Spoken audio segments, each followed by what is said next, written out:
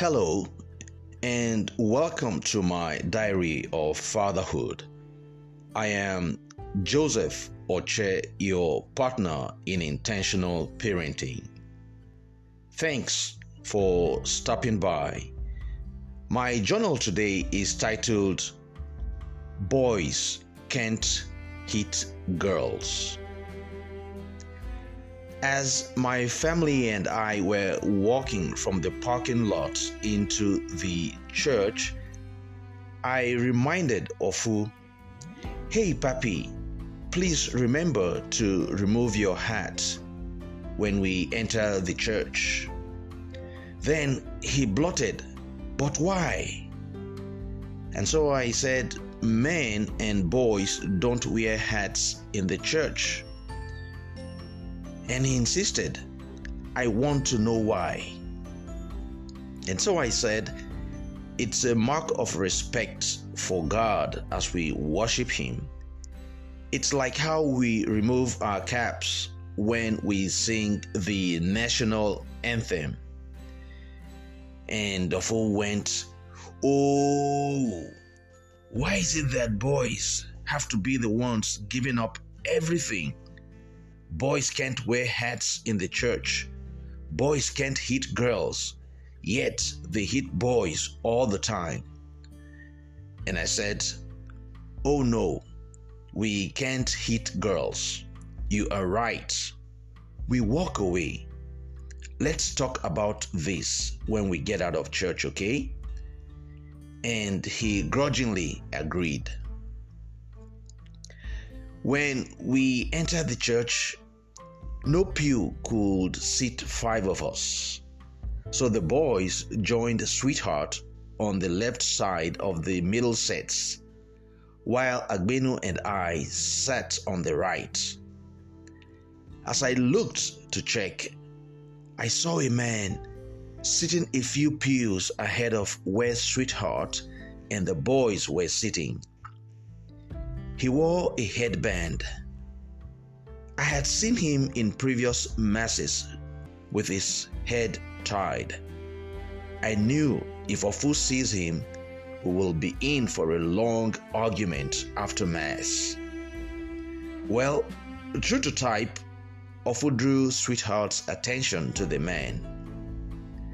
She later told me that she explained to him that the band-aid on the edge of the headband suggests that the man may have a medical condition going on with his head, and that's why he may be wearing a headband.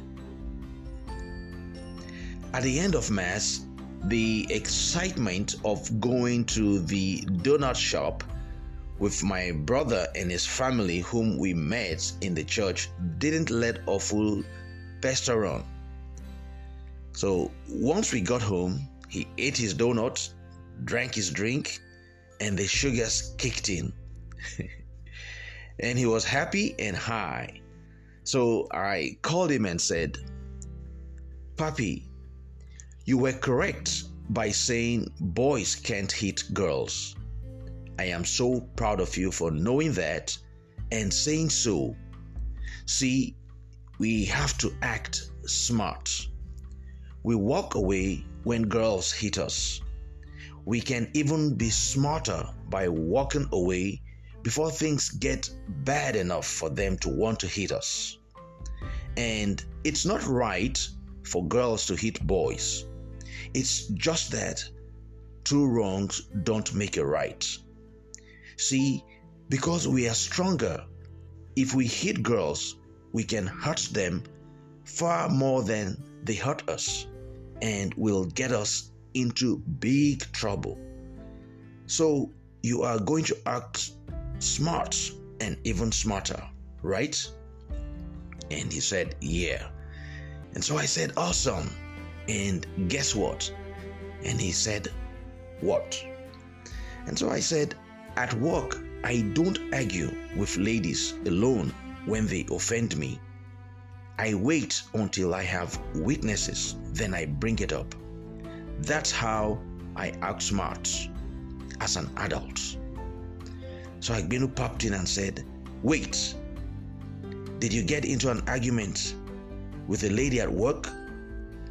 And so I said, sometimes I disagree with them or they may offend me, but my principle is that I don't argue with them alone as a safety measure for me and even them.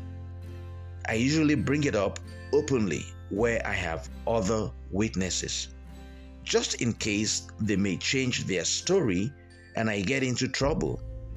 It's just how things are.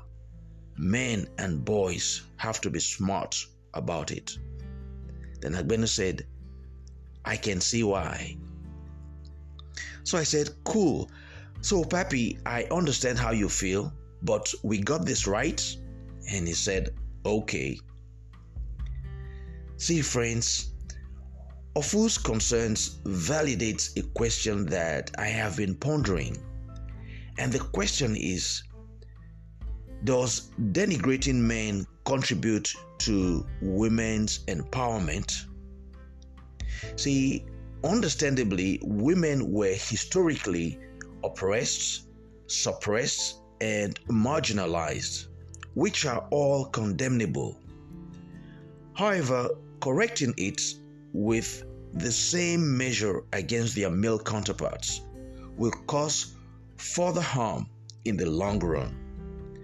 I believe this is what Ofu, my 11-year-old son, also perceives and has difficulty understanding. As an adult, it is for this reason I formed my principle to not engage in a conflict with a lady without a witness.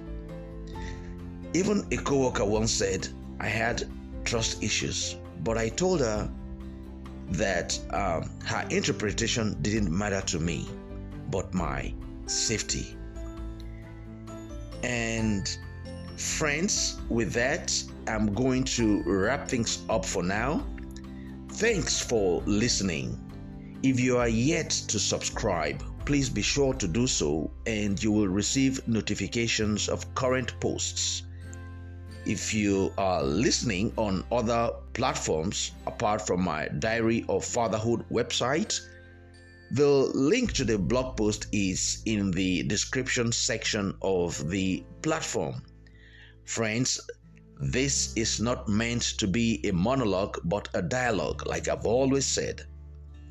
So please feel free to comment, like, and share so we can continue to have engaging discussions about parenting from diverse perspectives. Again, I am Joseph, your partner in intentional parenting. And until the next episode, it's goodbye for now.